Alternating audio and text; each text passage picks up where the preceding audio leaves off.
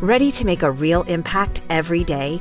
Join the Active Day Home Care team and help clients maintain their independence in the comfort of their own homes. Make a difference in someone's life as you provide essential daily assistance and protect their health and happiness. Earn up to $20 an hour and enjoy additional perks like optional daily pay, 401k, paid time off, ongoing educational training, and more. Join a team that values care, compassion, and your professional growth. Visit activeday.com to apply.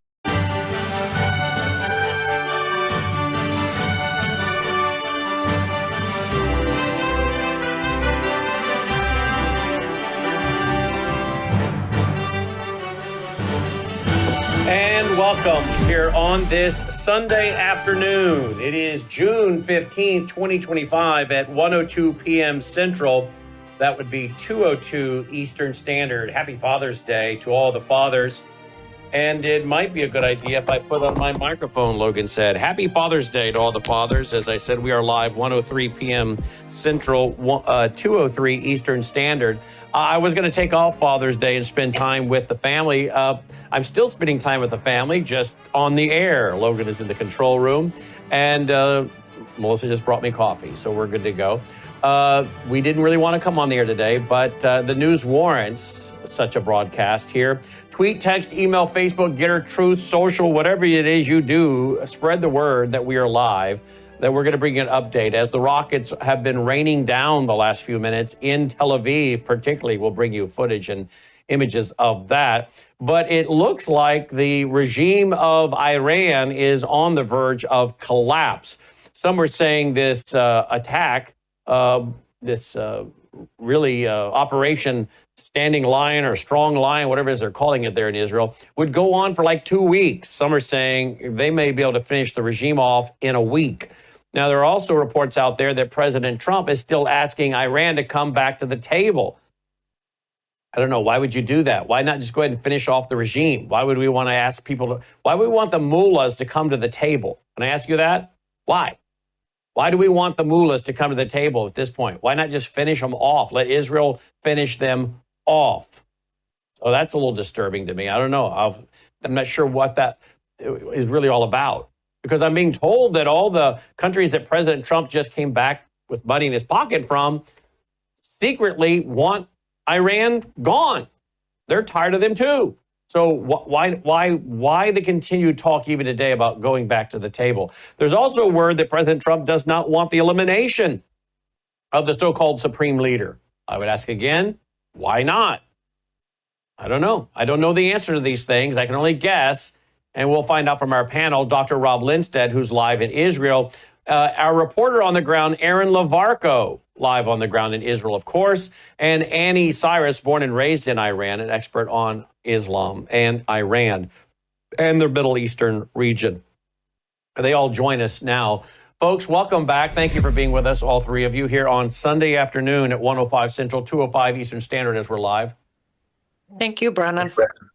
Let me again ask our audience to tweet, text, email, Facebook, Getter, Truth Social, whatever you do, tell everybody we're live right now. Also, if you get our apps, is it still worldviewtube.com/apps, Logan? worldviewtube.com/apps, APPS. You can get our apps for iPhone and Android, and you can set it so that you get notification. We do what are called push notifications. So if you want to find out when we're about to go on the air, if you have our app and you choose notifications, you'll get a push. Logan just put out a push. And anyone that has the iPhone for sure should get a note popping up that we're about to go live. And that would happen with Android as well, right, Logan? All right, so worldviewtube.com/apps. If you don't know how to set up notifications, ask the teenager in your family, your grandchild, your nephew, your niece. Go next door to the kid across the street if you have to, and hand them your phone and say, how do I turn on the notifications on this app? He'll know what, or she'll know what to do. They live and breathe these phones.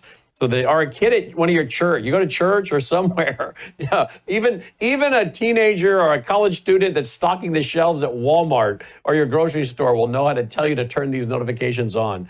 Just find a young person. They'll help you. That's what I do. I have a control room full of young people that do this kind of thing for me all the time. All right, there we go. worldviewtube.com/APPS. Let's go right away to Aaron. Aaron, I was just looking online. We have been, of course, all night till I went to sleep. First thing this morning, all day, studying, researching, bringing in clips. And rockets were just raining down on Tel Aviv.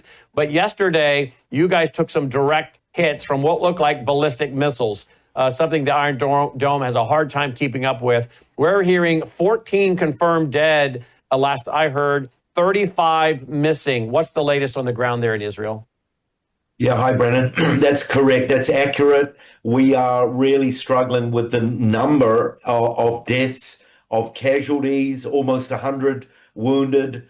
And of course, the families, they're just heartbroken. Our president, Isaac Herzog, came out with a statement of condolences. Bibi Netanyahu went to Bat Yam, which is like a neighborhood of Tel Aviv, and he visited some of the areas that have been totally wiped out. And he is furious because we are hitting not civilian areas, we are hitting nuclear or military or gas or oil, and we're trying to keep it away from civilians.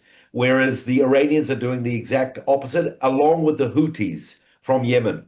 So Bibi Netanyahu is taking this very personally, as is the whole nation. We're really feeling it.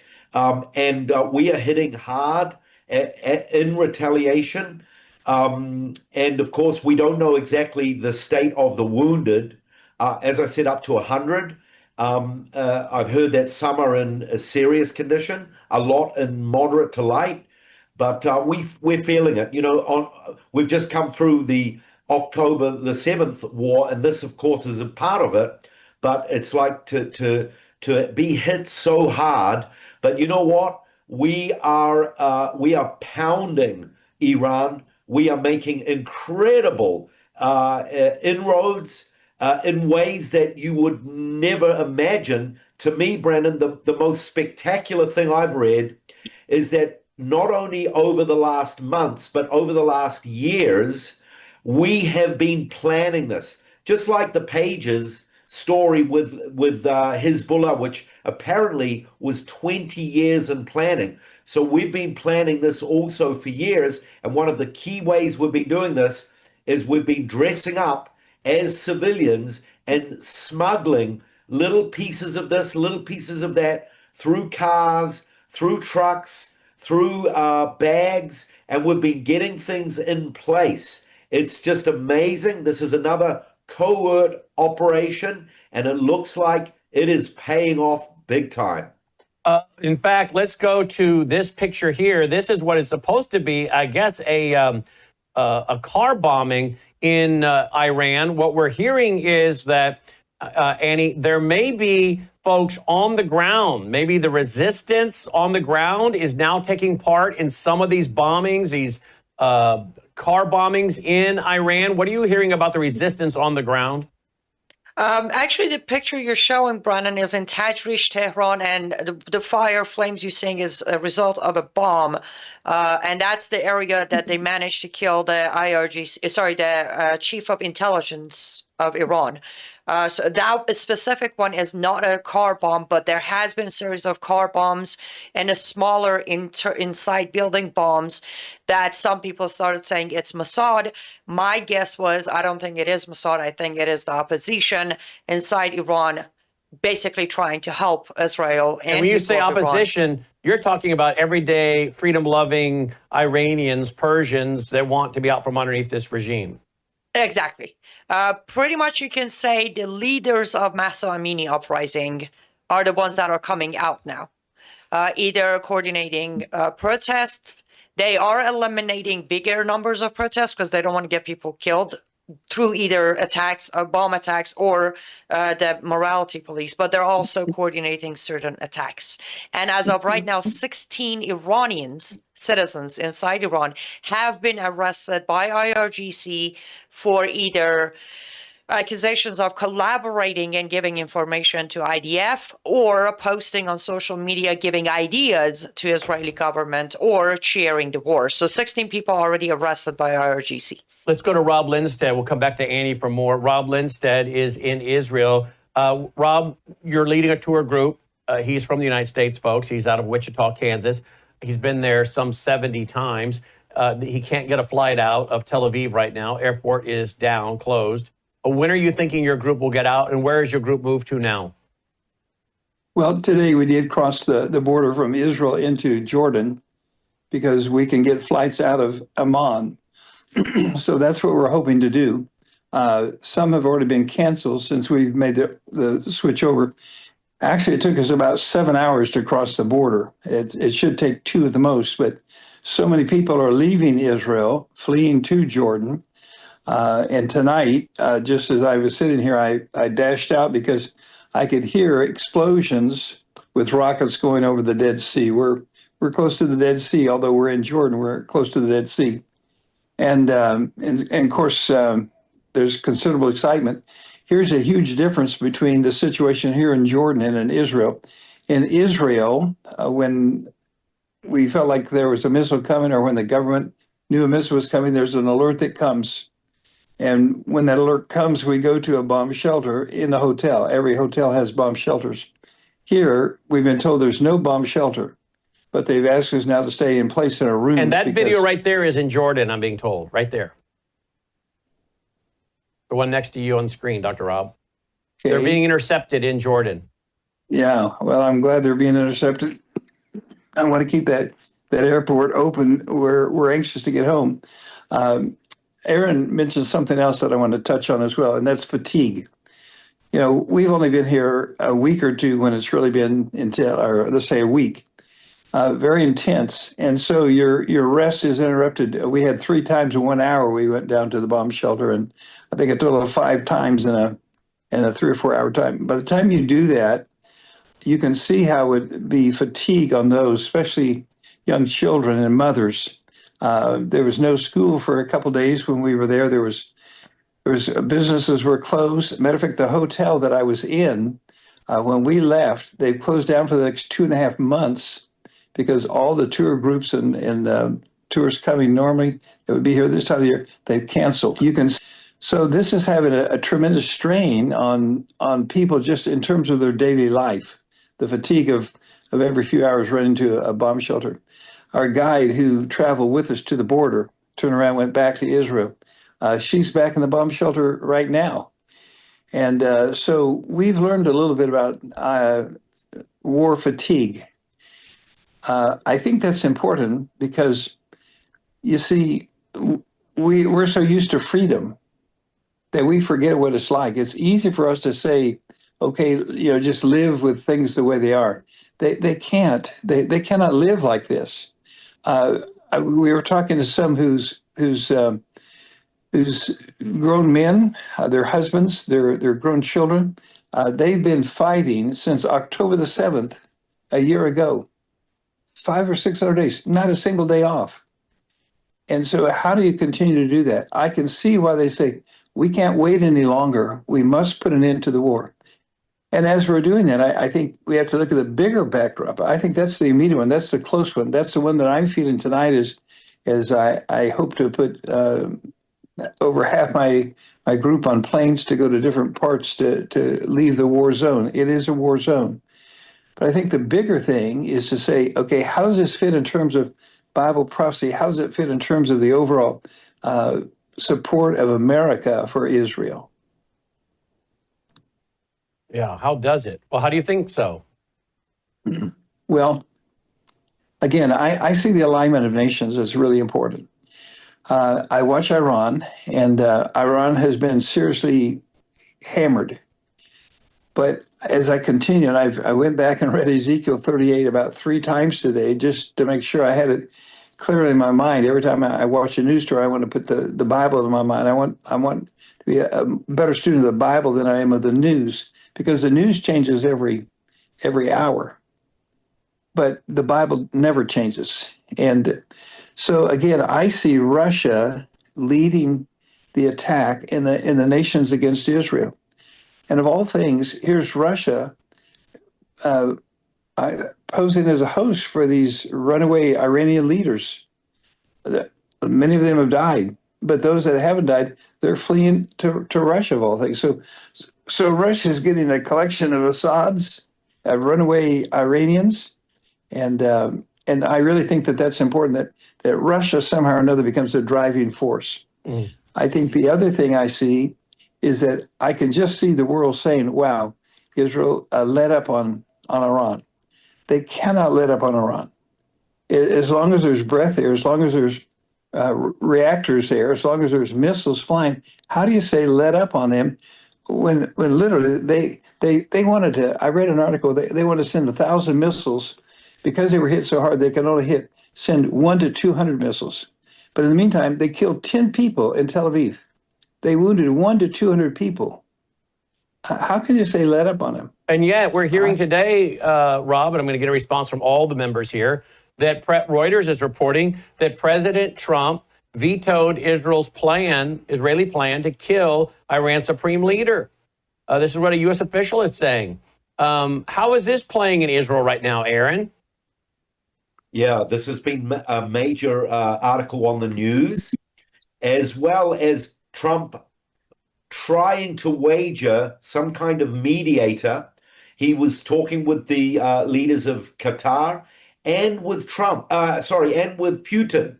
And he's asking Putin and some of the Qatari leaders to act as mediators to bring us both to the table. Now, listen, in my opinion, as Dr. Rob was saying, we cannot let up, and we've got an excuse not to let up, and that's the nuclear issue. I believe Trump knows it. I think Trump's playing the game, but we cannot go to a ceasefire like we've done with Hamas. We cannot allow that to happen. We've got the momentum. We've got to strike. We've got to continue to get them on the surprise, and they are scrambling. I read a report today that there was a truck carrying a ballistic missile, and it left the ballistic missile and the truck, and the driver just fled because he was afraid of getting hit by the Israelis. They're running scared. So the momentum's there. We've got to keep on going, and Bibi is keeping on going. Our defense minister, he is on fire, and so. But no, now's not the time for mediation. Now is the time. Well, this is President Trump's tweet today. He's wanting a deal. Why would you be trying to make? Let me read it. Iran and Israel should make a deal, and will make a deal. Iran and Israel should make a deal, and will make a deal, just like I got India and Pakistan to make. In that case, by using trade with the United States to bring reason, cohesion, and sanity into the talks with two excellent leaders who were able to quickly make a decision and stop. Also, during my first term, Serbia and Kosovo were going at it hot and heavy, as they have for many decades. And this long time conflict was ready to break out into war. I stopped it. Biden has hurt the longer-term prospects with some very stupid decisions, but I will fix it again. Another case is Egypt and Ethiopia and their fight over a massive dam that's having an effect on the magnificent Nile River. There is peace, at least for now, because of my intervention, and it will stay that way. Likewise, we will have peace soon between Israel and Iran. Many calls and meetings now taking place. I do a lot and never get credit for anything, but that's okay. The people understand. Make the Middle East great again. End quote. Annie, why would you want to keep talks when they're about ready to actually bring down the whole Iranian regime? Why you want to talk and prop up this regime? Can I first address the truth you just read? Mr. President Trump, at the moment, lives are at stakes. Nations are on fire. Nobody cares about your ego. So stop putting a long truth, crediting yourself, and then complaining for not getting credit. Let me tell you why you're not getting credit. When you tried to make peace between Pakistan and India, you didn't make peace. You bought time for Pakistanis to come up with a better plan to kill Indians. And the list goes on. I'm sorry, I just had to get out of my chest. Well, we don't ask you to restrain yourself. So just so our audience knows, none of these commentators here have ever received an email or a text from me telling them, don't see this, don't say that, tone it down, don't do this. Guys, can you guys all admit I never control what you say? Absolutely, Yes, Brandon. right. I never do. So, Annie, I don't want you holding back because you're afraid some MAGA people will get upset. Because the truth is the truth. Let me just tell you something. God bless Donald Trump. But, you know, I'm going to be here long after Trump is come and gone as a broadcaster. Okay? And my credibility and the truth is more important than any administration to me. Okay? Because that's what my audience counts on in my 35 years of doing this. That's why we're one of the largest independent, totally independent news organizations out there with about 1 million views a day now. Because they know that I'm not in the tank for anybody other than truth. All right. So Annie has the freedom. All of my guests have the freedom to say whatever they want. And if you guys, any of you watched my panel, what was that, Friday night? Not all of our panelists were agreeing. They were disagreeing. They were taking issue with each other on some points. But they all like each other. They agree on the majority of things, but they all know they have a platform here where they can speak. So if that upsets a few people that want to be committed to personality versus principle and truth, then this network's probably not for you. Okay, so with that, go ahead and don't hold back, Annie.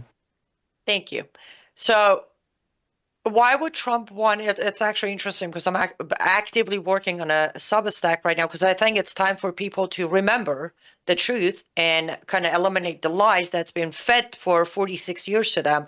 The Iranian and Jews or Persians and Israelis relationship has always been alliance, except the last 46 years of the government of Iran becoming an enemy. And that is why Trump want to continue these negotiations and create peace. Number one, this isn't even my opinion. I'm stealing it from another Iranian expert who was on air on Iran International this morning saying, at this moment, President Trump is still trying to stay the hero of Iranian people. What he doesn't understand is Iranian people will never consider him a hero as long as he's enabling the Islamic regime.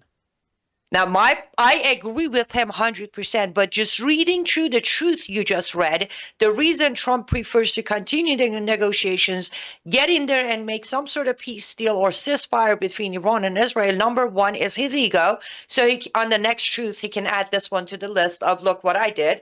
Number two, he worries about making the biggest deal in the history when it comes to Middle Eastern peace deals.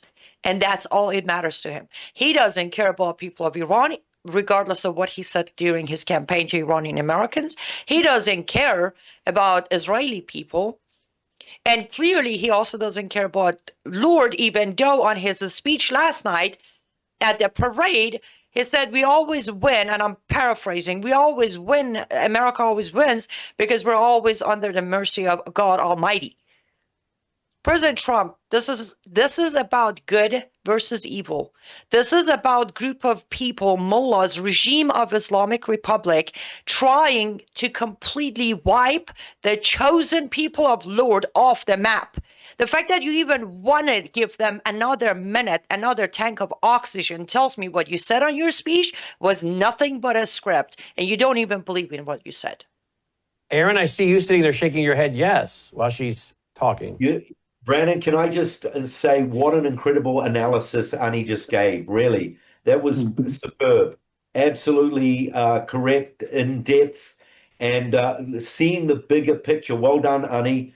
And I agree as far as especially the ego side. He wants to go down as a peacemaker. He's brought out the list, and like Annie said, I agree with him in that respect. You know, blessed are the peacemakers. But, you know, is he selling someone out in the process? Is he selling Israel out? Is he selling the Iranian people out? Who is going to pay a price for this? And getting people like Putin to be the peacemaker, the mediator. Isn't Putin the one helping provide the Iran with fresh missiles? Absolutely, yeah. Yeah, and then the Qataris, getting them to be the mediators. You know, listen, I'm definitely not saying Trump is the Antichrist. Definitely not. But some people say he may well be, because he's trying to be this peacemaker. He's trying to, you know, what's the word? He's trying to cater to everyone. Now, again, blessed are the peacemakers. Good on him. But He's making it very clear that this is not his war. He's not getting involved. And yet at the same time, he's also sending American troops. He's sending Navy ships. He's saying we may get involved. He's playing things pretty shrewd right now, but as long as he doesn't sell people out, and that's what I'm concerned about. Look at this from Dr. Walid Faris. Some of you may recognize him by his picture more than his name, but he wrote on X, one of the more uninformed comments I often hear, especially from fellow Americans, is Iranians should have overthrown the regime a long time ago. Well, Johnny, guess who helped to stop them, he writes. A U.S. president who stood by the regime in 2009 while a real revolution unfolded in the streets. And an administration that transferred $150 billion to the regime between 2015 and 2016. Another that later sent over $10 billion more. If we truly want to support the Iranian people, we need to stop aiding the Khomeinists. Only then can the Iranian people have a real chance to free themselves. Well, hallelujah. Hallelujah, says Annie. And it sounds like President Trump is going to continue this list and trend if he keeps talking about bringing the mass murderers to the table to negotiate. You can't negotiate with these mass murderers. You can't negotiate with people that chant death to America, death to Israel. You can't negotiate with these people. They're just buying more time to restock and resupply. Right, Dr. Rob? I'm so sorry, Dr. Rob, if I could. Sure. Forget about all the history we're talking about. Right this morning, Israel attacks one of the heads of IRGC in Tehran. In return, what did Iran do? Targets a synagogue. You tell me whose side we should pick today. Yeah. I'm sorry. Go ahead. Dr. Rob? No, that's okay. As we watch people try to make a deal, and this is nothing new. You go back and for the last 20 years, matter of fact, I have a PowerPoint that shows all the deals they've tried to make. Every one of them has failed. But when you make a deal, it seems like there's several things that are always true. Number one, truth. What really is the truth? You can't make a deal unless both sides say, here, let's go with what's truth. That's not taking place. They're not acknowledging the fact that there are lives. Next, I would say timing. Let's say here's a man he's robbing you. Is this a time to say let's try to make a peace deal? No, we're in the middle of a war. And I really believe that by trying to negotiate, we're losing more lives than if we allow them to take out the cancer, to take out the wicked one that's there. There's one in this whole war that's wicked. And my fear is this. As I see what the Bible says, it says that in the last days, there's wickedness in high places, in governmental places. We're watching it. We're watching compromise. This is not negotiation.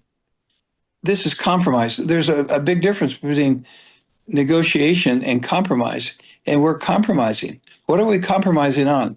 Why is it not wrong to take lives of people that are innocent? Here's 10 civilians killed in Tel Aviv. What was their crime? I look at what they're trying to strike. They're absolutely going for civilian neighborhoods, as opposed to going for military targets for nuclear reactors.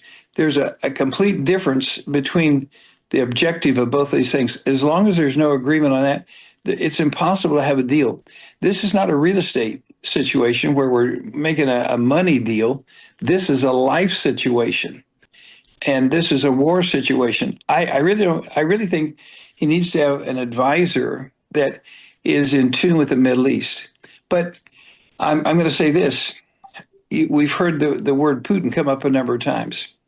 Isn't it amazing that one of the cruelest men in the last 20, 30 years has been Putin? And yet he comes to this as though he's a peacemaker. He's in the middle of a war himself. How can he be a peacemaker? Well, he's Here's a providing man the who- missiles. He's providing the missiles to Absolutely Iran that is. are killing the civilians. And so we should know that this is why this is an evil situation. Sooner or later, people have got to be willing to say, you know what, here's the truth, here's what's right, let's go with that side, and not say we're going to make a deal. No, let's go for what's right and wrong. Let's go for what's truth against what is false. Aaron? You know, Brandon, I wonder if the Ayatollah has started to see, like Nebuchadnezzar, maybe he's starting to see the handwriting on the wall. He's lost practically all his generals. He's lost a lot of his scientists. I think the number now is 14. If he's starting to see the handwriting on the wall, what is he going to do? He's got to be tactical. He's got to be strategic. Maybe the only lifeline that he sees for himself right now is getting an outside someone like Putin to come in. Now, maybe Trump, we've been talking about this last 18 months. What is Gaza going to look like the day after? Well, maybe that's a question we need to ask now. What is Iran going to look like the day after? Who is going to fill in that gap? Is the Ayatollah just going to step aside? Is he going to bring out the white flag and surrender? Probably not. So what's he going to do? Maybe someone like Putin or the Qataris are going to give him this lifeline that he needs because he sees the handwriting on the wall. And maybe Trump, his strategic planning in this, we all know what it is. It's not just his ego, it's money. It's making America great again. Maybe he is calculating things from a financial, economic point of view. And let's not forget the issue of natural resources. He's obviously going to be thinking, what can I get out of this the day after? There's a lot of factors here. The other thing is, if the Ayatollah is seeing the handwriting on the wall, here's a big question that we here in Israel have always been asking. Does he have a surprise up his sleeve? Does he have a nuclear weapon like some people believe he does?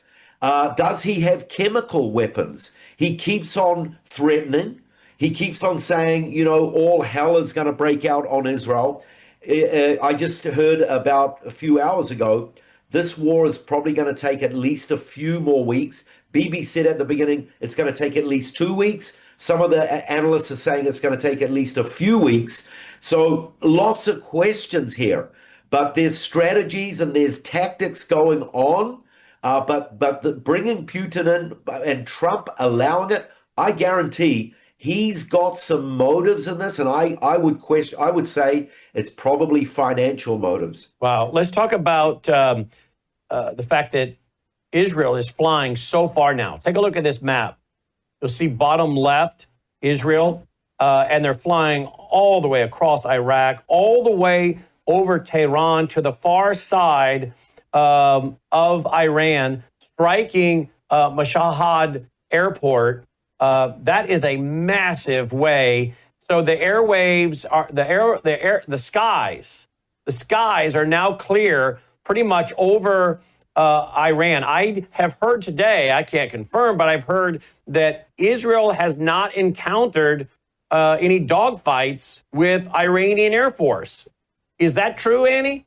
Yes, that is true. And the distance you were just showing is 2,300 kilometers from what you see on the map. And yes, it is true. There has not been. Honestly, it's almost strange. I don't want to. I have tried to stay unbiased and with facts until now, but it almost feels like the Air Force, Iran's Air Force, after their commander-in-chief was taken out, they kind of decided to listen to the prince. They haven't necessarily joined the people, but as of right now, 5 of them have been reported missing in action, and they were not targeted. Feels like they're just up and leaving, like they're just leaving their post. Yeah, that might be one of the reasons. It's the airways are becoming more and more clear. Because remember, Air Force of Iran does not report, nor does it work under IRGC. They are the Iranian people who work or serve in Air Force. They're Iranians. They're not the IRGC jihadist. So it seems like they're actually leaving their post and they're just taking their hands off Air Force. You know, what I heard, Ani, is that Israel has full air supremacy over Iran now. With today's attack on Mashhad Airport, absolutely. 2,300 kilometers is way too wide open. Now, is this true? This is the IRGC headquarters in Tehran? Is that's been hit? Is that true, Annie? Yes, that was the one I just said. This is what Israel is hitting. And in retaliation, Iran hit one of the synagogues in, I think, northern Israel. So what is Yes, that is the IRGC headquarters in Tehran, in Shahriar. Okay, now if they keep doing this for another week or two, there won't be a regime. So why is President Trump trying to get on the wrong side of history? I mean, I would think from a credibility standpoint, he's really hurting himself now. I don't know what, again, he's being told or promised or what, but he's going to look like not only did he not get a deal, but he was trying to bring the losing team to the table when they didn't have any more players on the team. I mean, he's already looking silly, but he's going to go from looking silly to extremely foolish if he doesn't stop posting like he is right now. Would you agree with that, Aaron? Yeah, absolutely. And I quoted the verse from the Bible, and it keeps coming back to me. When kings come to power, they are not to increase in women, gold, and horses. Because when the kings did that, they compromised.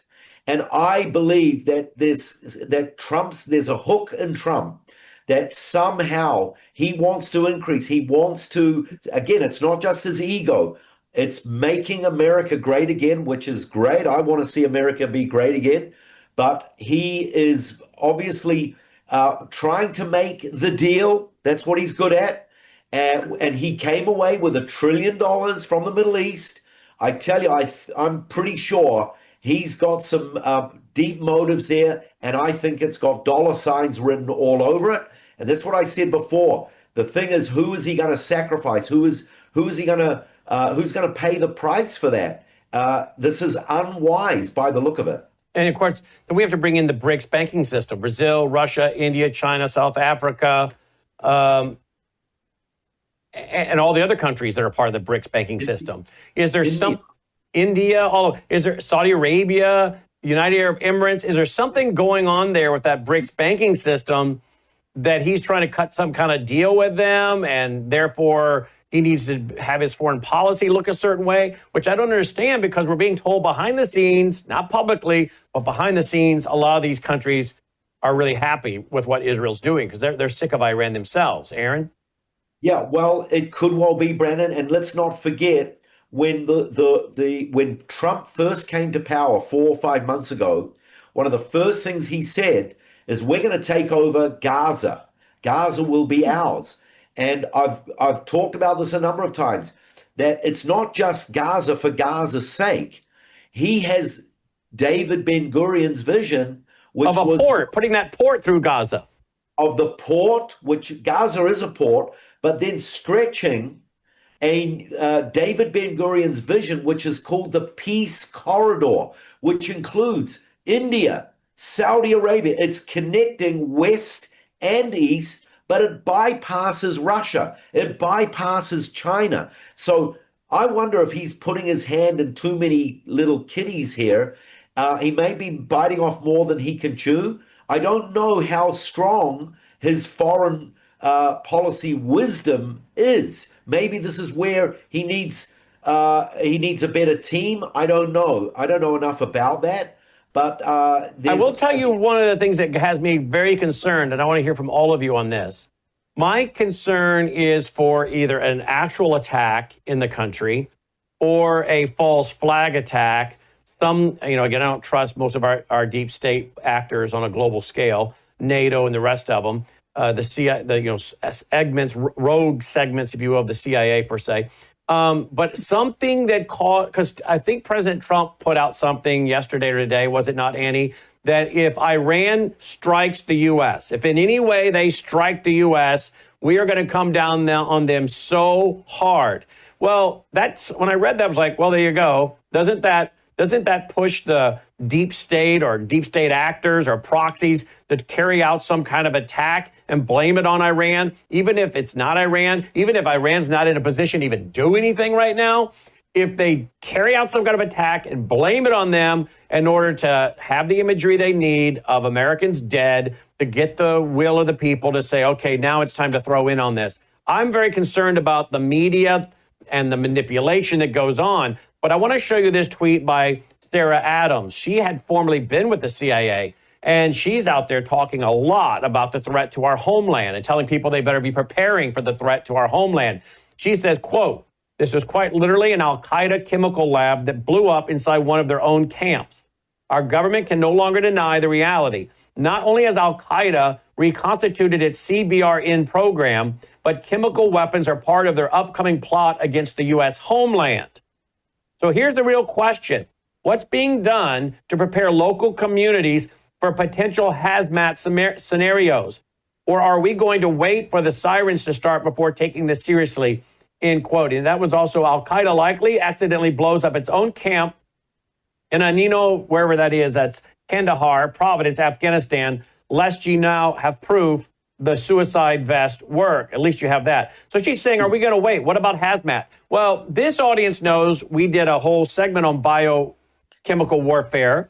Been warning about that for years with the 1999 publication of Unrestricted Warfare by the CCP. And we've been selling Israeli-made gas masks on our website now for about 2 years, telling people, you better have these. And trust you me, I have one for everyone that works for us, every family member, everyone that works for us, because God forbid something happens, and we have a train track not too far from where we're at, and you have some kind of derailment, planned, orchestrated, caused, whatever, and you need to get out of town. Most Americans are not ready. You're going to be breathing in a lot of stuff before you're able to get out of town. Particularly if the wind's blowing the wrong direction. Maybe if the wind's not blowing your way, you'll be able to get out the back end somehow. I don't know. But Americans aren't prepared for this. And yet we know that we've got China already twice in a week being caught sneaking in biological weapons. One, of course, was going to hurt our wheat crop, apparently. Agro-terrorism, if you will. But here's the former CIA gal saying over and over, like we've been with Dr. Pride, Phil Haney, many others, you better, Gordon Chang, you better be prepared for an attack on the homeland. Most Americans are not. Annie? Americans are not. And not just by equipment, they're not prepared by mentally. Yeah. Again, I'll repeat, on November when the election results were announced, and then on January 20th when the inauguration happened, I was one of the people who kept repeatedly saying, my fellow Americans, do not put your guards down. Do not go home celebrating. If you want to take a day or two, that's fine. But remember, nothing has changed. And look at it. Nothing has changed. This isn't my disappointment towards President Trump. No, this is me as an American. Right now, I'm not talking as an Iranian. I'm talking as an American. Show me what has changed. Nothing has changed except things has gotten worse. Trump administration has given key to the White House to convicted jihadists. They have given keys to Christians who practice magic and dark magic all day long. We are in a worse shape, but unfortunately, starting January 20th, a lot of Americans, their mindset changed into we're safe now. Aren't you getting tired of all the wins? We are, the glorious days of America is back under Trump. That is what's going to work against them the worst because they're not aware. Therefore, when it does hit, it's going to hit them off guard. Very well said. Because their mindset is in heaven now. Mm-hmm. Dr. Rob? I think she makes a great point, Annie, because you see, if we had let's say a ceasefire now, if we had a negotiated peace, what has really changed? The basic issues that caused the problem in the first place have not been addressed. And so all we've done is stall or delay the inevitable. I think there's another word that, right now it seems like the magic word with political entities, countries, and politicians.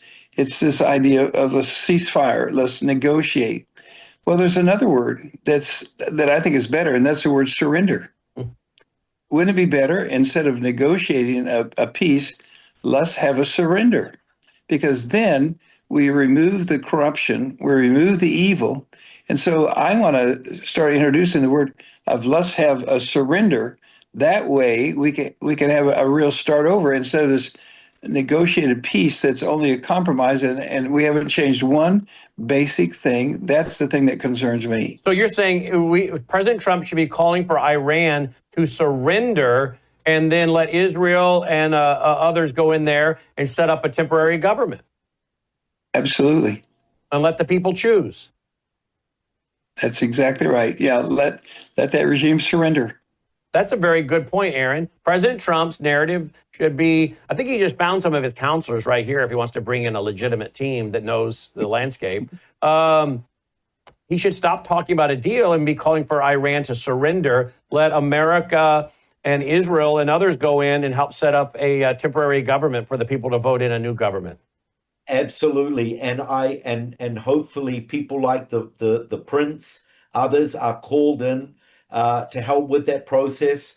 And I don't know what they would do with the Ayatollah if he surrenders. Well, put him on trial and hang him like they did Saddam Hussein, for Pete's sake. Yeah, that's a great idea. Maybe before they do that, they should convert him to Judaism and give him a circumcision. I don't know. But I love it. I vote yes. Wow. Logan, by the way, I have update that we should cut that into a clip. Pardon the pun. We should cut that into a clip and put that one out there. Pardon the pun. Make sure on the to clip, include my vote. That's important. I voted yes. We have confirmed reports with videos coming out that there are heavy lines of traffic on highways exiting Tehran. Citizens are leaving the capital, basically. I don't know where they're going to go, but this is good. Yeah, I saw that image a couple hours ago, and I'll see if I can find it again. But the interstates were jammed, Annie. Yes. People are just heading out, and there are some people are trying to just grabbing literally their kids, pillow and a blanket, and heading into underground metros across country. And that's another thing. Prince Pahlavi did a video this morning saying the fact that the international community is not seeing that Khamenei is using its people as a human shield. They haven't offered shelter. They haven't offered anything to people. They haven't. People are on their own. They have to go find safety or shelter. And by the way, typical Islamic playbook, right? Use your people. Elon, Annie, has opened up Starlink over Iran. Is that right? Not that I can confirm, no. But have you heard that's being reported? Did you know that? Yes, I heard that. Mm-hmm. Being reported that he's opening up Starlink so that the people of Iran can spread on social media their resistance to overthrow the regime. I hope he did.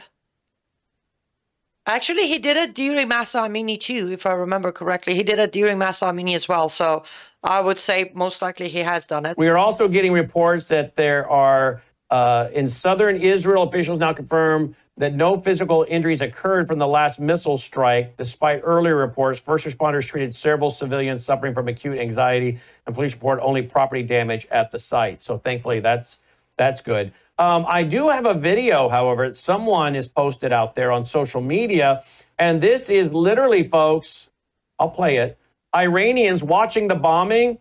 They're watching Israel bomb their country, and they're taking videos and cheering. And you're literally about to see a guy bring up popcorn, distribute the popcorn while they watch Israel and cheer on Israel. I'll bring up the audio.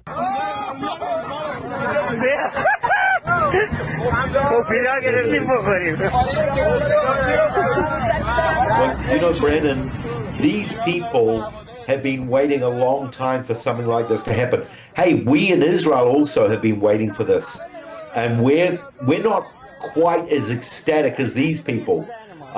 Good on them for celebrating. They deserve it. The suffering, the tyranny that they've been through. It's almost like I don't want to celebrate too early, but that first broadcast, the first night that the attack happened, Brandon, I could feel the excitement welling up within me. This is something we've talked about for years and years, and now we're in it. You asked me just a couple of days before, do you think Israel's going to attack? And I said, I don't know. And finally, we did it, and we're doing it, and we're doing it with all of our might. I just got an update, Brennan. 200 Israeli jets are on their way to Iran right now. 200. So this is going to be another massive strike. I'm kind of expecting, along with Dr. Rob, this is going to be maybe another upsetting night for us here in Israel. But maybe we're going to finish this off sooner than expected. I hope and I pray so. There is that graphic, Rob. He loves the eliminated graphics. I think it was he that commented on that graphic. That's the head of the IRGC intelligence, right, Annie? Yes, he is. Him and the second man under him. They were both targeted in the same building, both confirmed dead. How do you think, one of our viewers, Jill, our editor actually, wants to know, how do you think Kamala Harris would be handling this if she were in the White House? Dr. Rob? Well, I don't think she's ever solved a problem. And so I would say that she would probably be on an extended vacation. Because maybe that would be the best thing, because I think if we will allow Israel to do the job that they started, I think they will be successful. I think in the long run it will save more lives. And so the last thing we need is one more politician to stand in the way of Israel doing what's right. And so God forbid that she would be in office. Trump at his worst is better than she is, because she has no sense or feel for God. I really wish that there would be a way that godly counsel, biblical counsel, could be given to the administration. This is a very difficult situation, and the Middle East is more complicated than any place in the world in terms of relationships. And so I think he needs people that have a good sense for the Middle East. And most of all, let's see lives saved in every country. How do you do that? You remove wicked leadership. And that's what Israel's about to do, whether they have help or not. I'm thankful that God has directed them to have this surprise attack. And right now, they're winning it, and they're winning it big. Brennan? Yes. I have a really interesting question. When you look at what's happened in the last 18 months, the Houthis, Hezbollah, Hamas, now the Iranians, it's miraculous how we, who had our backs against the wall on October the 7th, how we've been able to turn this around. Just like the book of Esther, when, Haman wanted to kill us and God stepped in and turned the thing around. My question is this. How not only the Muslim people at large are looking at this, but I wonder how the Iranian, even the moderate Muslims, how are they interpreting this? Are they interpreting it through political eyes, military eyes? What about spiritually? Are they asking the question, maybe is the God of Israel better than our God, stronger than our God? Is this opening a vacuum for the gospel? Is this opening possibilities? Now, I know when they look at Israel, they don't necessarily think of the gospel, because most Jewish people here don't believe in Yeshua, Jesus, but maybe it will open the door for that. I don't know. Maybe you or Annie or Dr. Rob knows an answer to that. Well, that's funny, because we just got an email from a listener asking that same question. Do you think the Lord is using this to bring a revival and open Iran for evangelism, Dr. Rob? Brennan, I'm so sorry, Dr. Rob. Can you try to get on my Facebook page and find my first post? I don't do Facebook. You don't? Okay, let me try to send you a link. Logan's doing it for me. Okay, I'll text Logan. Sorry, Dr. Rob. Go ahead. No, that's okay. Yes, I think that this is a great opportunity with the gospel.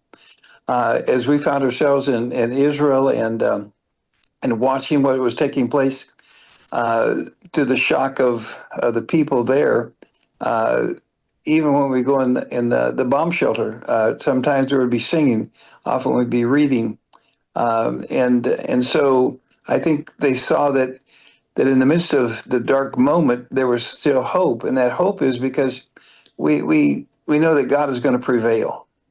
That's the bottom line. God is going to prevail. And so I'm hoping that this will bring many people to Christ, both in Iran as well as in Israel and the other countries surrounding. When they see that God has outlined this whole scenario in the Bible and we're watching it play out before our eyes, I don't think we could live in a more exciting time. We're in the middle of a war and we're watching God's word being fulfilled. Yep. Here we go. Back to the U.S. for a minute. Man arrested after intentionally driving car in a crowd of No Kings protesters in Culpeper, Virginia.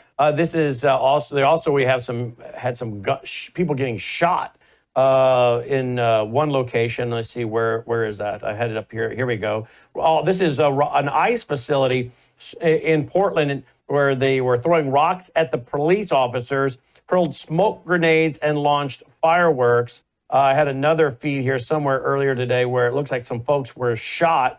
Where'd it go? I guess I don't have it up here anymore. But people were being shot. There was a shooting. There were shootings yesterday as well. So here we go. Salt Lake City police. No King shooters were protesters, and that's Salt Lake City. So back to the U.S. a little bit. More domestic problems here. And of course, many people like Trevor Loudon and others are saying there is CCP-tied individuals behind that. And of course, that's all America needs is that kind of destabilization while this is all going on.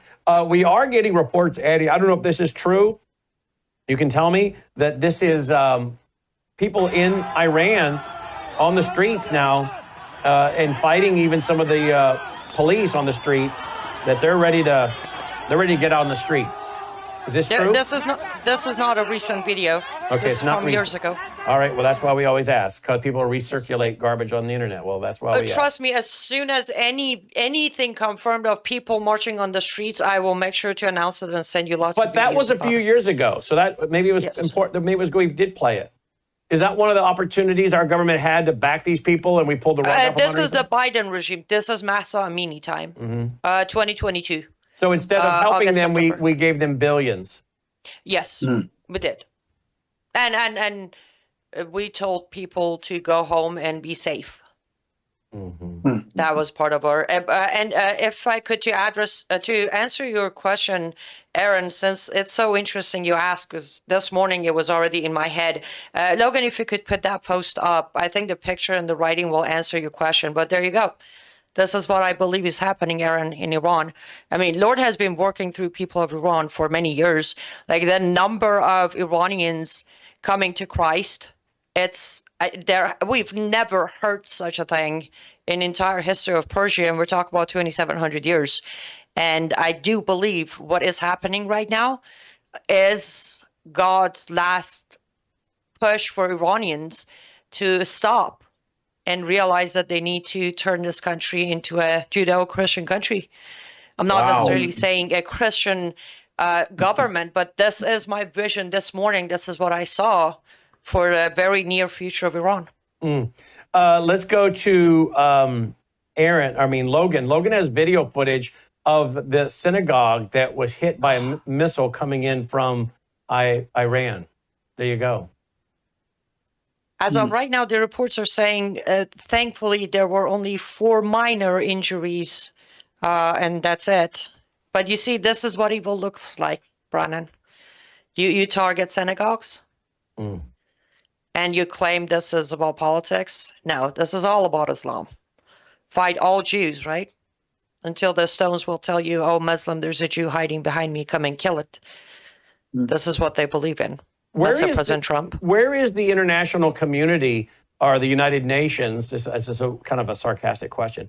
But where is the international community screaming at Iran, who is deliberately targeting civilians when Iran is not, or when Israel is not trying to target civilians, but is being very strategic as best they can? Where is the international community screaming, Iran, quit targeting civilians?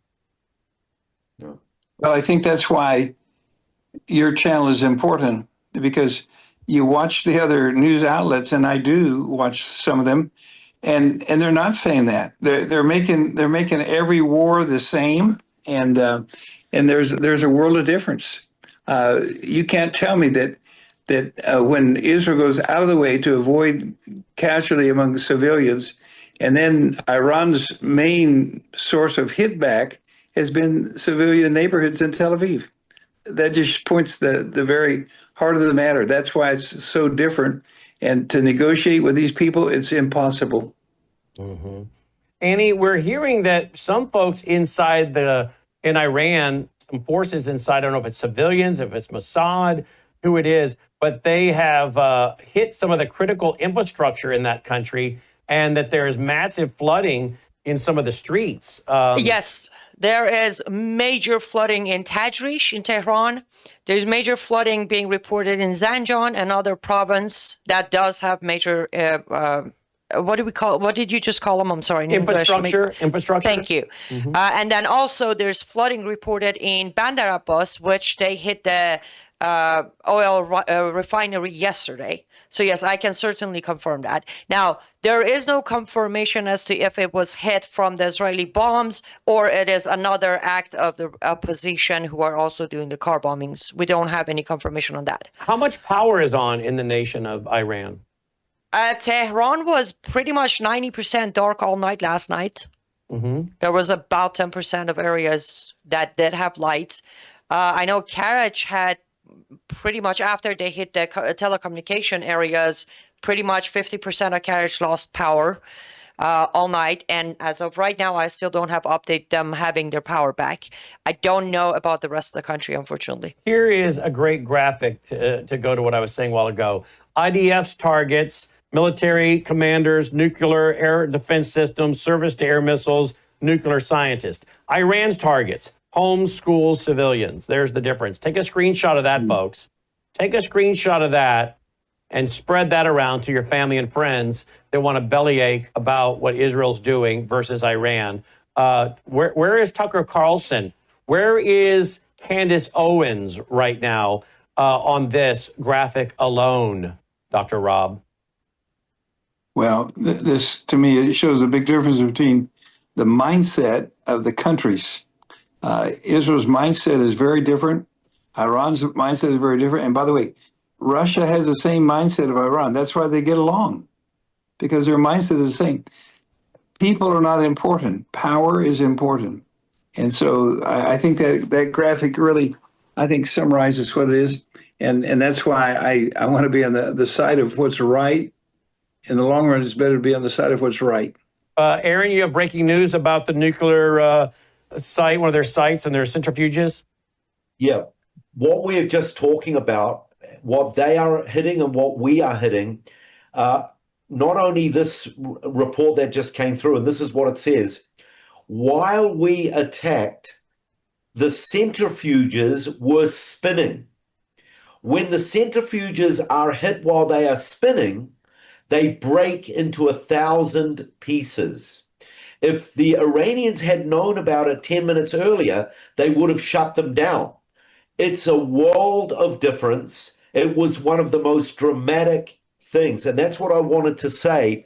As I've been following the news and the damage control throughout the day, from what I'm understanding, and you know, I forgot the details. I wrote them down, but I don't know where I wrote it down.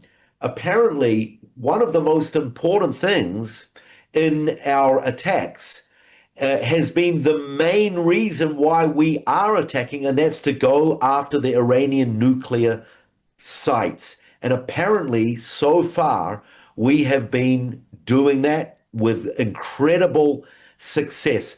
Now, none of us really know what the Iranians have got hidden. Hopefully, this is where our years of military intelligence is going to pay off. Unless the Iranians snuck something under the carpet without anyone seeing, hopefully our intelligence knows where everything is, and we're going to be going after it. And like I said a few minutes ago, 200 Israeli jets are on their way. But let's not forget the main reason for this war, everyone, why we opened up, is to go after Iran's nuclear capabilities. And it seems that we are doing that. So people out there who are listening, keep praying. This is for our survival. This is for your survival. This is for the West's survival. And to bring down this regime that overthrew the Shah of Iran in 1978, 79, and they've brought about this incredible Islamic revolution spreading all around the world. I wonder how Europe, France, England, Germany, Sweden, Norway, and those Muslims in America, I wonder how they're going to take this when they see, the supreme leader of the Islamic Revolution in 1978, 79, downed. What do you think the odds of that are? What do you think the odds are that we will see the elimination of the supreme leader, as they call him in Iran? Look, based on what we did with Sinwar, what we did with Nasrallah, based on all of that, and today they were asked, I think it was at Trump or was it Netanyahu, are you going to go after the Ayatollah? And the answer was that option is not off the table. Well, what's another way of saying it's not off the table? By saying it's on the table. Brandon, I would be actually surprised if we didn't. I would be disappointed. I would be upset if we didn't. We can feel it here in the nation. We've got to do it, Brandon. We've got to take him out. Here's video footage of the American air defense system, the THAAD, intercepting ballistic missiles from Iran. I believe this is actually outside of the Earth's atmosphere. That's how high up it is, which I think has something to do with the way the colors and the explosions look. Those things cost millions of dollars, I think I read today. The THAAD missiles, like a fortune. So, millions of your dollars, Brandon. I know. I read $21 million, but I don't know if that's accurate or not. But you mean per missile? Yeah, that's what I read, but that doesn't mean it's accurate. Well, you can look that up. How much does a THAAD missile cost, please? Let's see what you get. But, talk about precision. I'm going to go back to that. People were mocking Ronald Reagan for this kind of thing. Remember when Ronald Reagan talked about this? They called it Star Wars and mocked him? Okay, the whole THAAD system cost $23 billion. But what's each individual missile cost? Look at that thing. Look at it intercepting, guys. One THAAD battery. One THAAD? One THAADery? One THAAD battery cost. One battery cost how much? 1 billion and 1.8. Wow. But I wonder how much the individual. That's not the individual missiles being shot, though, right? I heard those were like 21 million each. 15 million each, he's reading. Well, so that's a bargain if it saves lives. Yeah, it's a bargain. The question is Israel buying that from us or are we giving it to them? I would think they're buying it from us, right?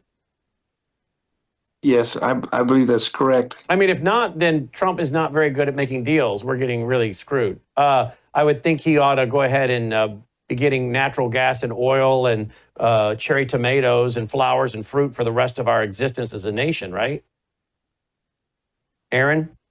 Yeah, absolutely. Because I love me some cherry tomatoes. Woo, dog.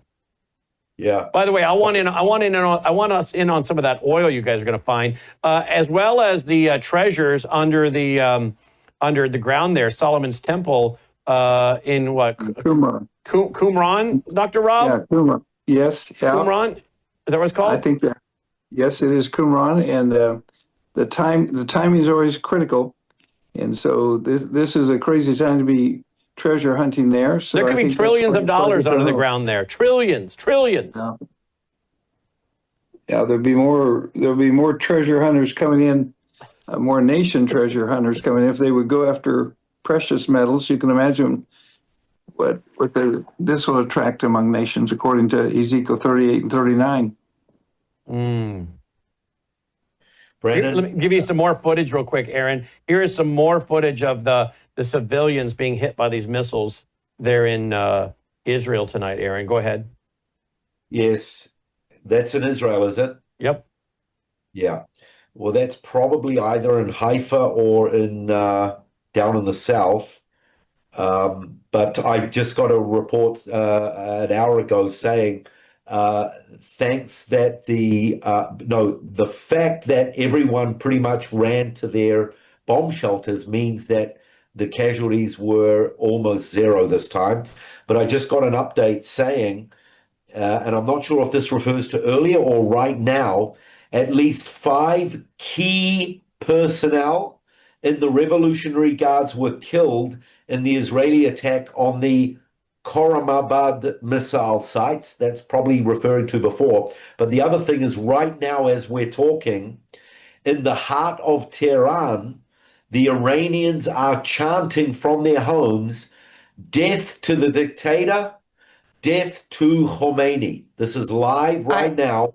I just sent a video. Go to that of it, video. Logan. Go to that, please, Logan.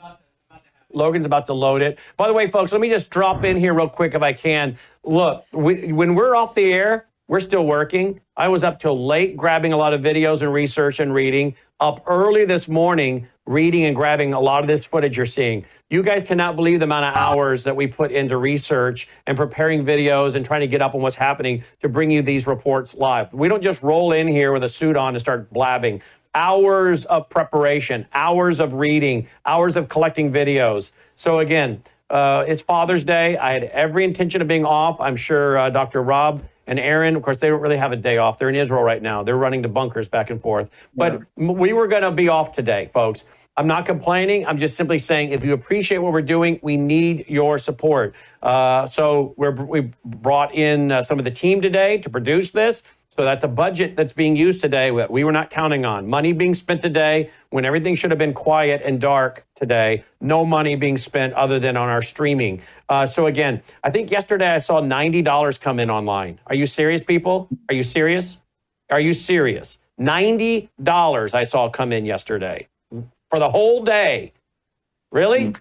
That's fine. Yeah. Keep that up. Keep that up, and I'll put all this behind a paywall, and only the people that can afford it will get it. I don't want to do that. But that's unacceptable. We put out all kinds of reports for you guys, and $90 online yesterday. That was the total. I saw the report. I was like, are you kidding me? So some of you that are already helping us, supporting us, thank you. Some of you guys, you can help me. I know how you live. I know who some of you are. And you listen all the time. I know your lifestyle. That's fine. God bless you. I have no problem with it. But you watch all the time. Because you tell us you do, but your name is not in our database. And by the way, let me just say, some of you that complain and bellyache and whine the most, we also check your name, 0. So guess what we do to you? We block your emails so we don't hear from you anymore. It's not like I'm being tough, because I am. Because I'm sick of people that want to bellyache at my staff, bellyache at our network, complain. You know what else to do? I say, go check and see if that person's ever sent a nice email. Go check and see if they've ever sent an email thanking us. No. They bellyache, but never a nice email, and they've never given. Go check the database. Never given, never sent a nice email, but bellyache. You know what I say? I say to my guys, block their emails. Don't ever answer them again. Lose our email address. So to those of you supporting us, thank you.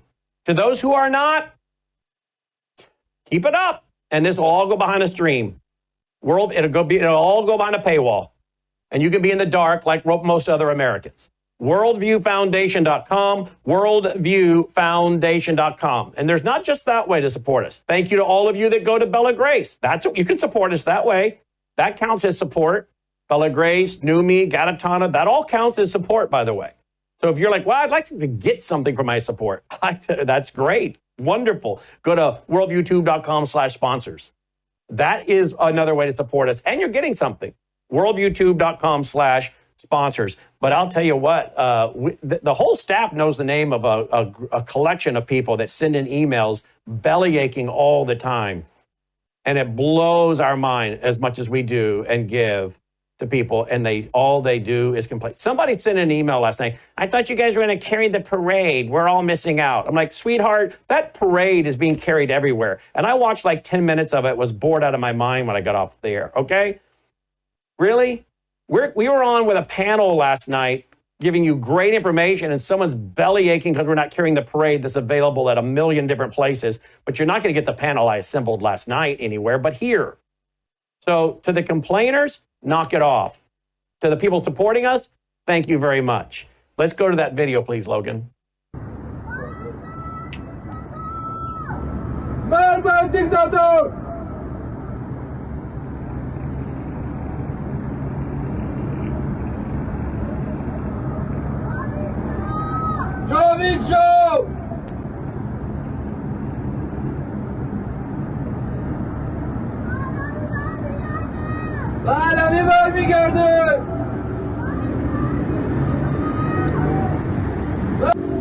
Now that's the voice of a child and being answered by an adult. What is that child saying, Annie? They're the main voice, so one of the neighbor is the loudest. He says it, and then the neighbors repeat after him. And what you're hearing is actually a female, probably a teenage. Okay, yes, but it sounds like a very young voice. Yes. Yeah, it sounds young. But they're basically saying death to Khamenei, death to dictator, forever Shah Pahlavi, King Pahlavi, and then they say Prince Pahlavi will come back. That's what they're saying. Here comes another one.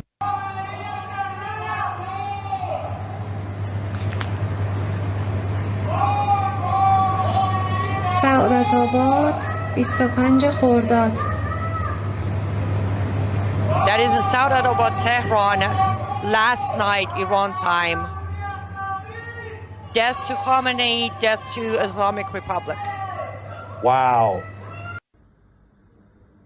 Well, yet, I'm sorry, I'm embarrassed. I'm embarrassed that our commander... Oh, Trump can't fix it. Yeah, I'm embarrassed that our commander-in-chief is wanting to go back to the table and negotiate with the butchers of Baghdad, while the people are literally crying out for freedom and against the butcher of Baghdad. I mean, I just cannot believe the PR problem. But maybe he doesn't have a PR problem, Annie, because there's so many people in the MAGA movement that have made him out to be a demagogue, to be honest with you. He can do no wrong. Of course. And also, remember, as of right now, MAGA members are still defending him, saying, America first. He's avoiding war. He's just staying out of it because he promised America first, and that's what he's doing. Now, what MAGA members aren't thinking about is America first. Let's draw a wonderful and gorgeous picture for a minute. As Netanyahu said about 2 hours ago, the result of this war could be a change of regime in Iran by hands of its own people. I love the fact that he's very careful so they don't accuse him of anything. Let's say this happens. The result of this war ends up with Iranian people toppling the regime. By grace of God, Prince Pahlavi takes temporary government in Iran. How our American people are going to feel like when neither Iran nor Israel would consider America an ally anymore? Just the economy part of that damage is good enough to say, no, Trump is not being America first, avoiding war because he promised no more endless wars. No. I mean, I'm pretty sure that they will get here where I can say, well, I told you. Because this isn't a never-ending war. The way Israel is coordinating, planning, and delivering, I agree with Aaron. I don't think we're going to have more than a week or 10 days of this. It's going to be done. And by done, I don't mean Trump's going to make a deal or arrange some sort of ceasefire. No, I mean it will be completely done once and for all. Khamenei and Islamic revolution will collapse. Do I know what's going to be the first day is going to look like? No, I don't. But that's still a huge step that should have been taken years ago, starting 2009. Did we lose Dr. Rob Logan? He had to drop off because he said, I have to drop off because I've got to get some people to the airport. Wow. But I do have confirmation, by the way, is another major target. I'm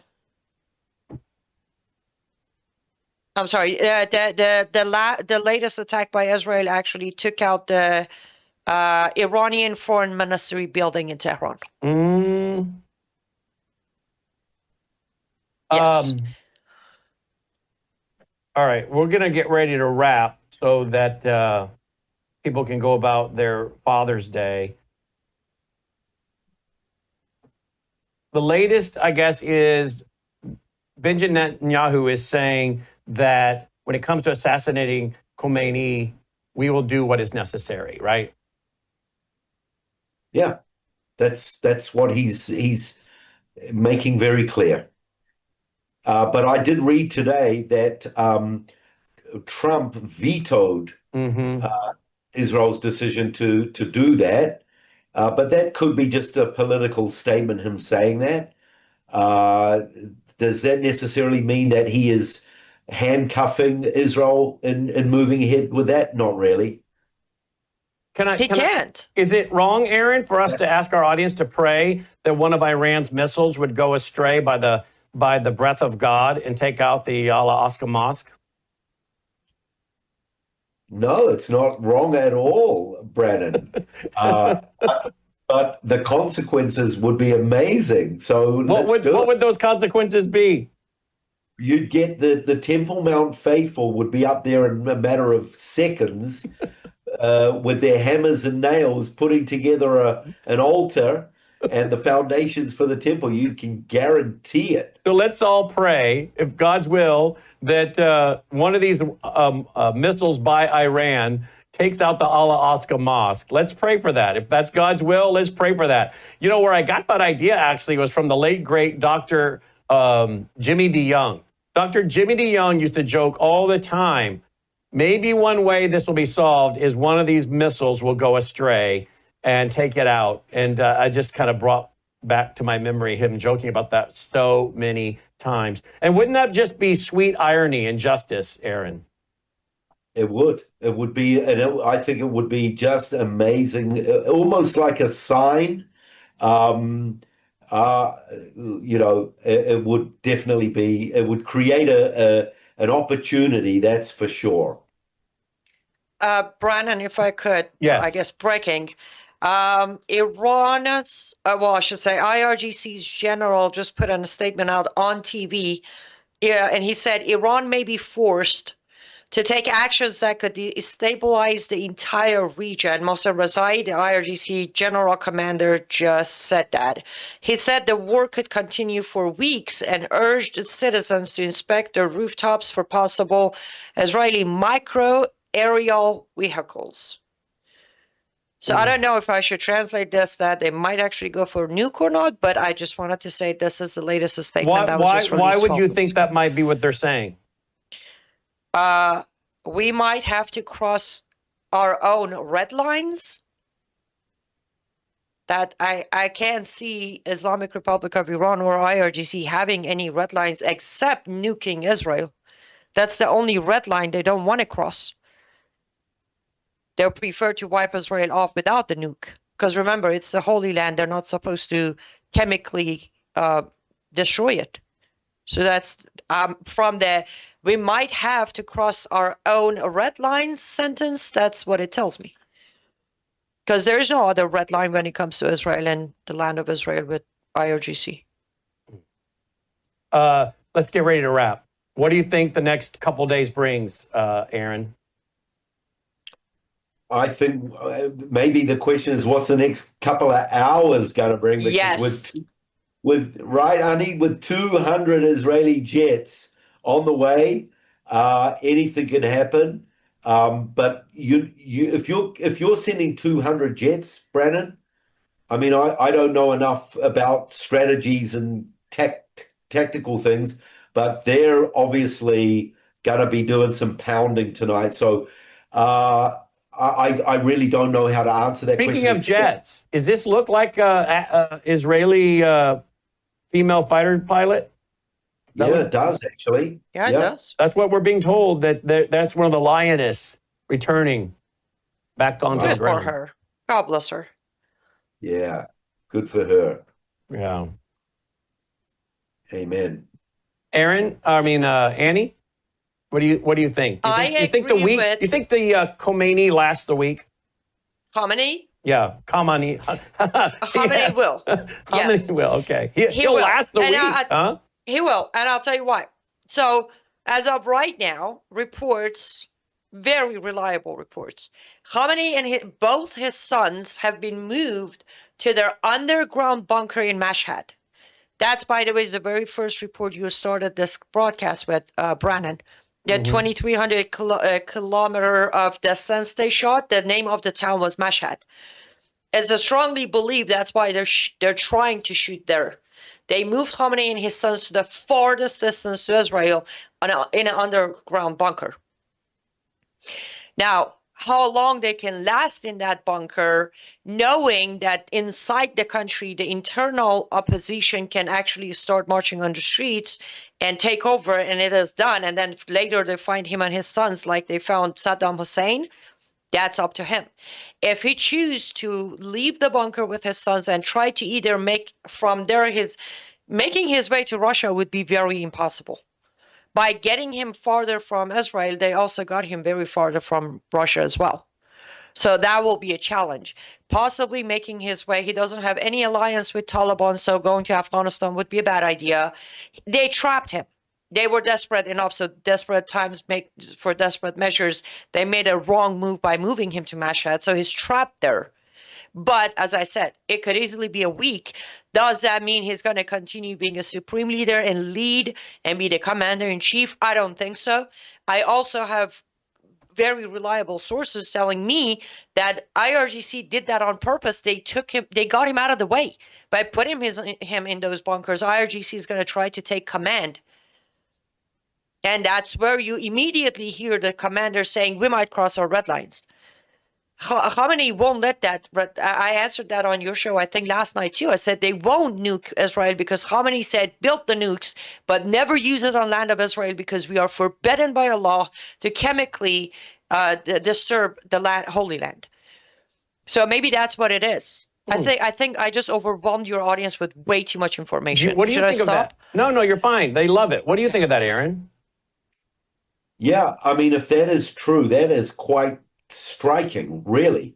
And so all these threats are kind of a manipulation, a way of keeping us at bay, a way of dominating us.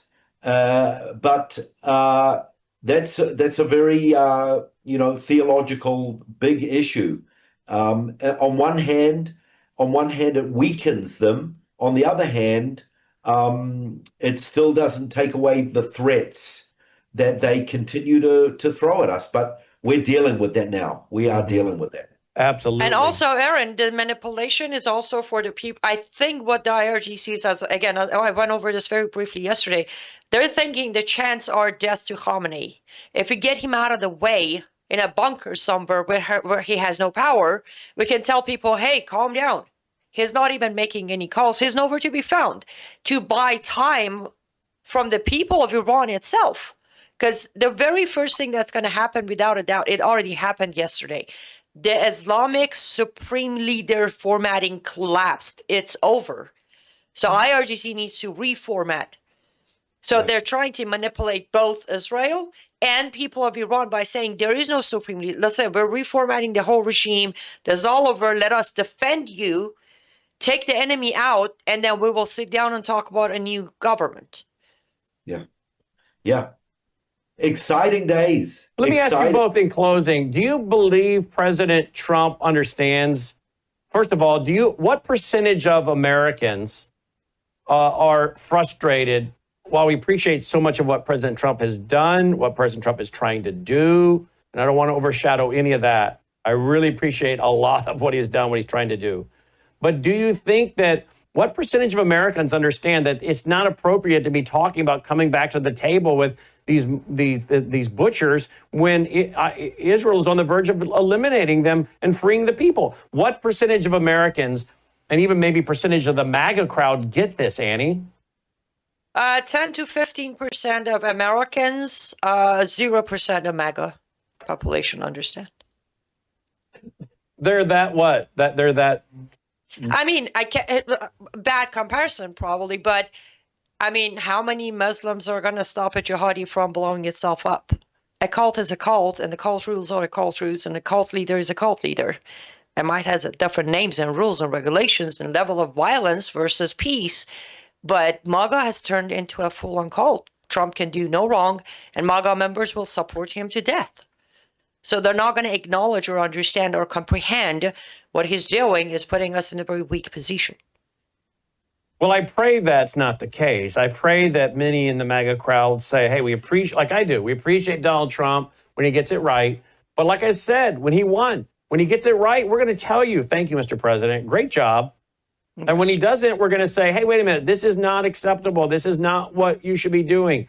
Now, I agree. I'm not interested in going to World War III. I've been pretty consistent, no boots on the ground.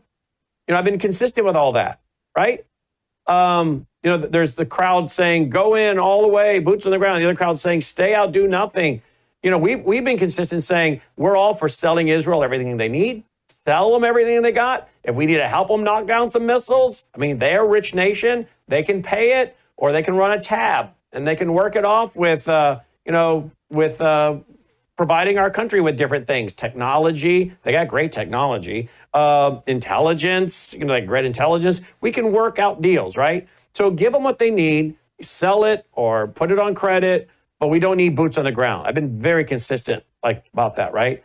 So have I been. If people go back and watch my appearances on your show from March 14 all the way until today, I have repeatedly said, President Trump, please just get out of the way. Right. We don't want anything, nothing. We don't want any. Yes, at the beginning on March 16 or 17, you asked me if you would just call President right now and say, okay, this is what you need to do.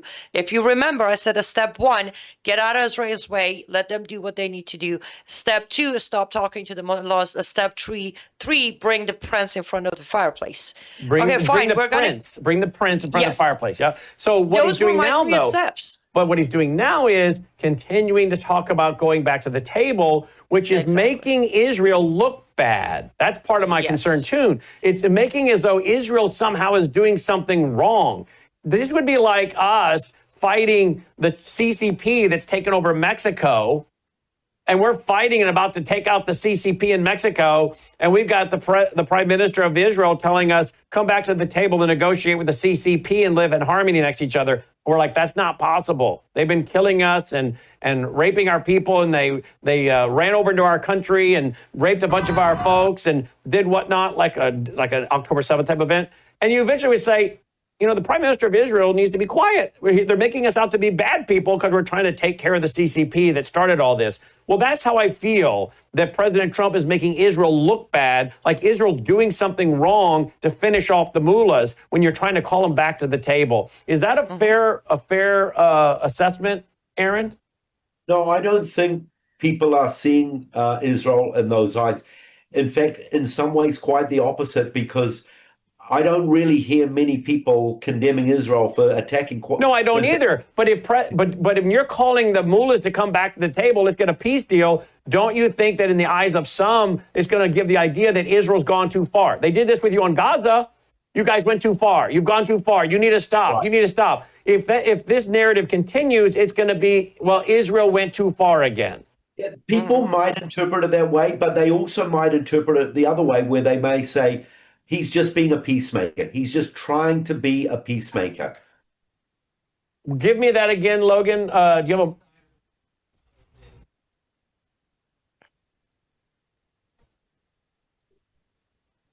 Iranian official is saying that Israel will not be inhabitable soon. That's what Iran is spouting off. 1 second. That's what Insider Paper is putting out. Whether that's just more hot air. I mean, is the regime kind of known for making a lot of threats they don't follow through on, Annie, or are they not known for that? Oh, they are. They're known for making a lot of threats that it's just empty threats, especially when they're cornered. Yeah. That's their expertise. Like, as Aaron said, right now they're going to say whatever it takes. Like earlier today, they're like, we haven't even used our advanced equipment yet. I'm like, what are you talking? Why? What are you waiting for? Like, they took out your entire government. What are you waiting for? They're very good at saying things when they're cornered or when they feel like, okay, this might be over.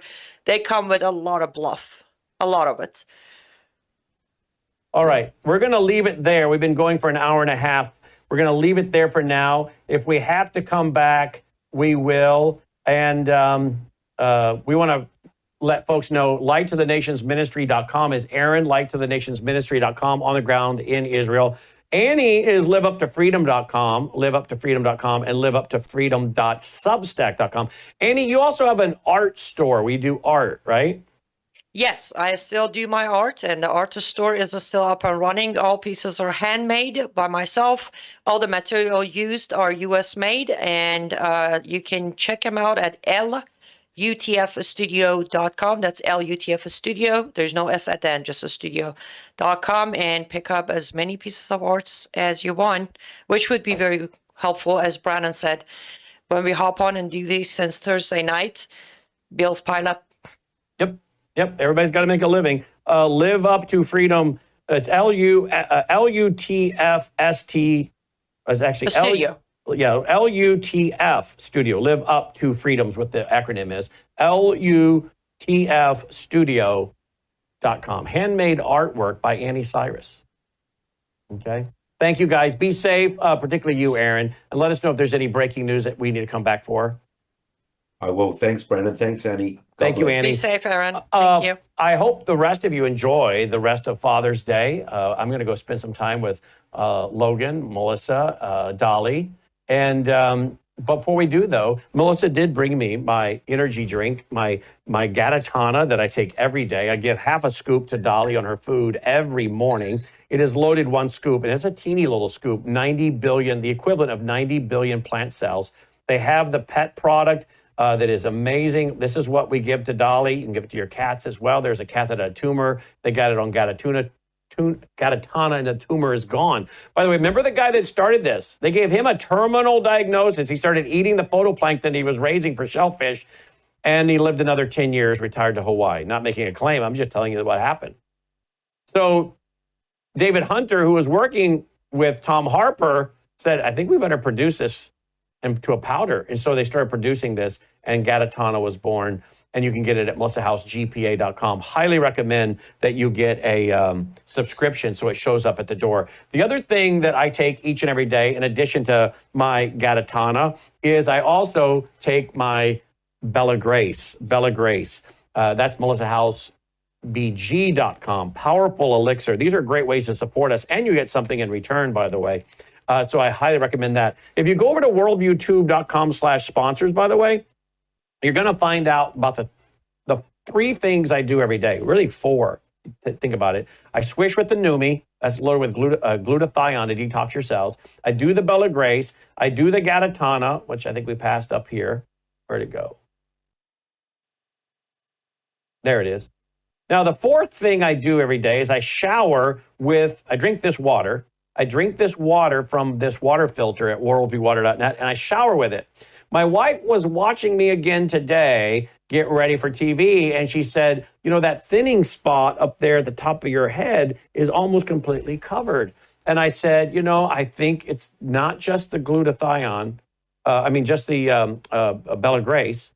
I think it's the Gatatana, and I think it's the water filter. I'm not washing my hair with all those chemicals. I think it's all of these things. So again, I give credit to Bella Grace, Gatatana, Numi, and my water filter that I'm not only drinking this good water, but this is what I shower with, which is going to be great for your hair. By the way, tomorrow I'm going to bring you pictures.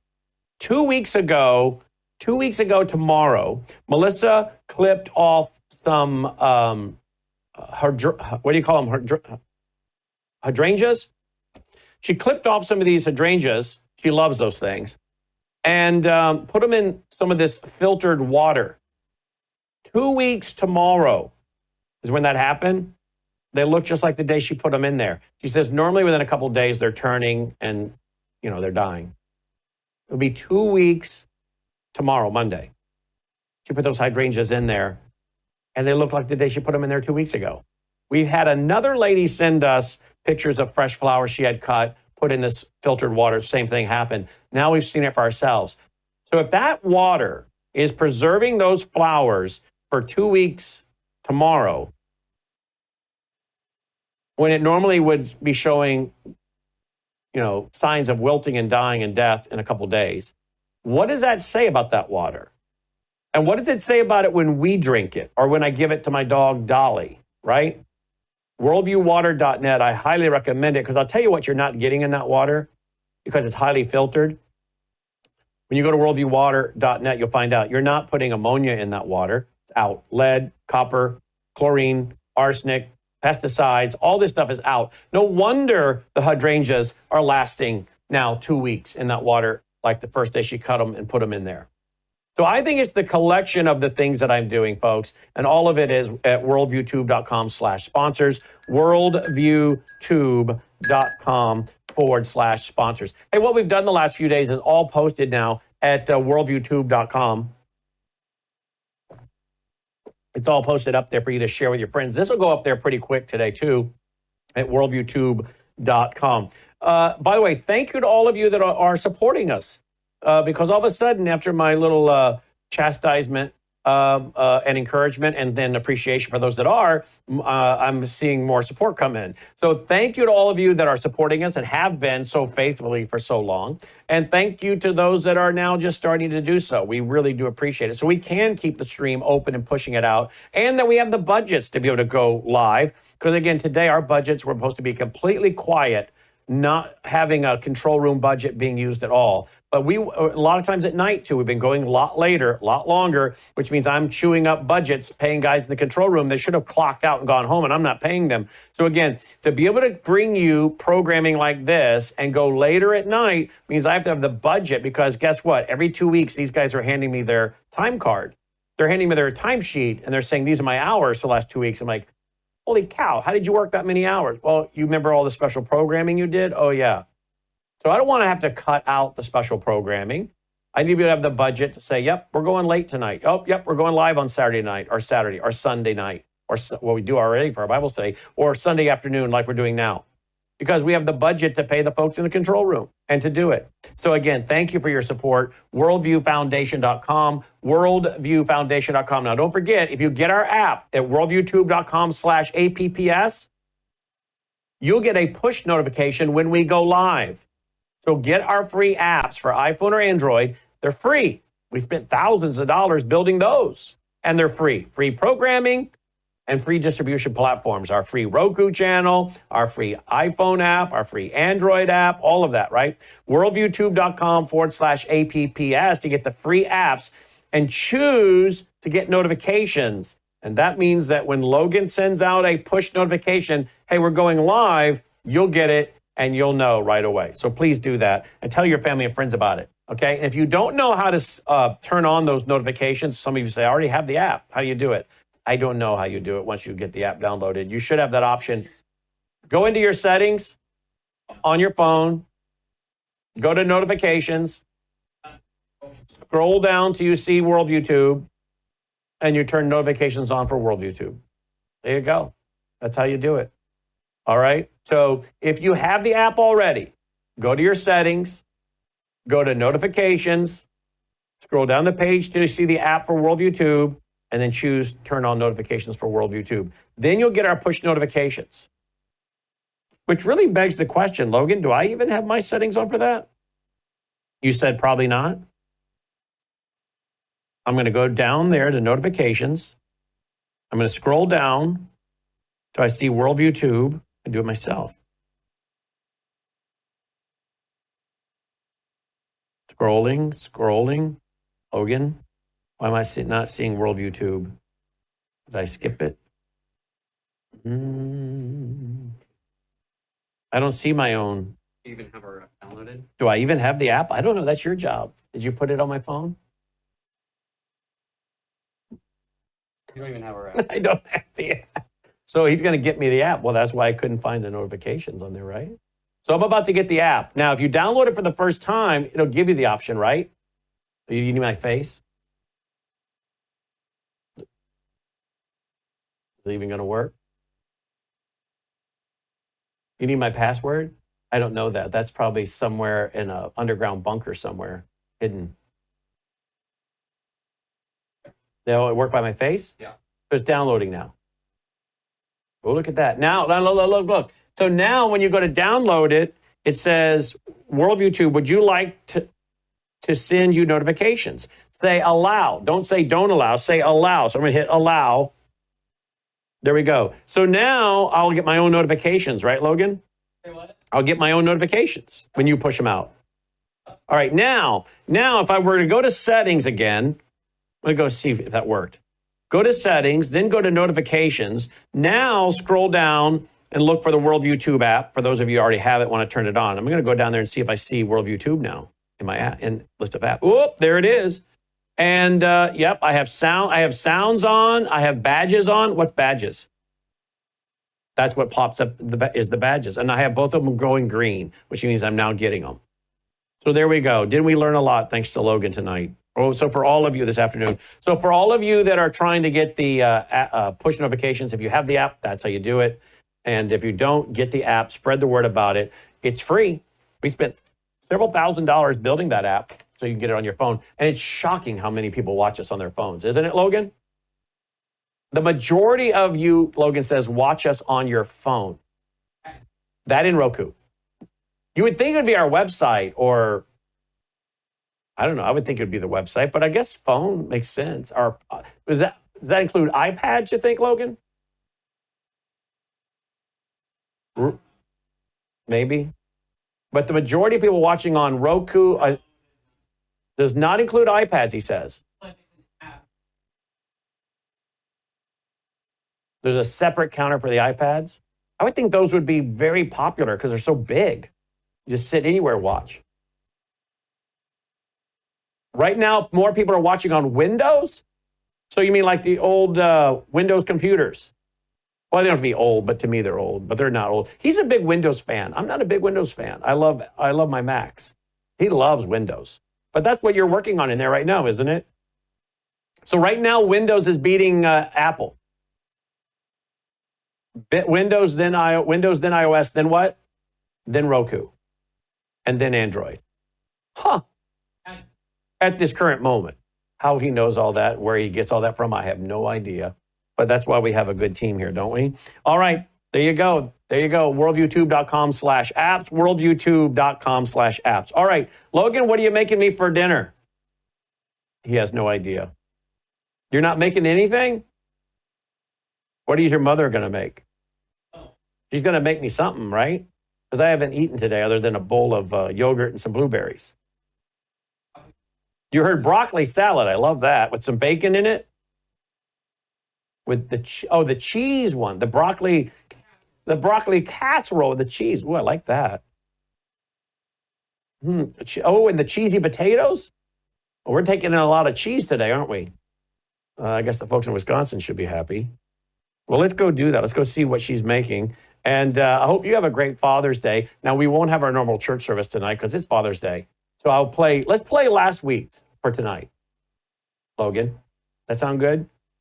All right, so we'll do that. All right, I hope you guys have a great afternoon. We'll break in as is required by news, but maybe Aaron and Dr. Rob can get a good night's sleep, as well as the folks of Israel. Pray for the folks in Israel. Pray for the folks in Iran that want freedom. Pray for those people tonight too, right? And that Dr. Rob Lindstedt and his folks can get out and get back here to the U.S. All right, thanks for watching. Until next time, I'm Brandon House. May God save America and Israel. Take care.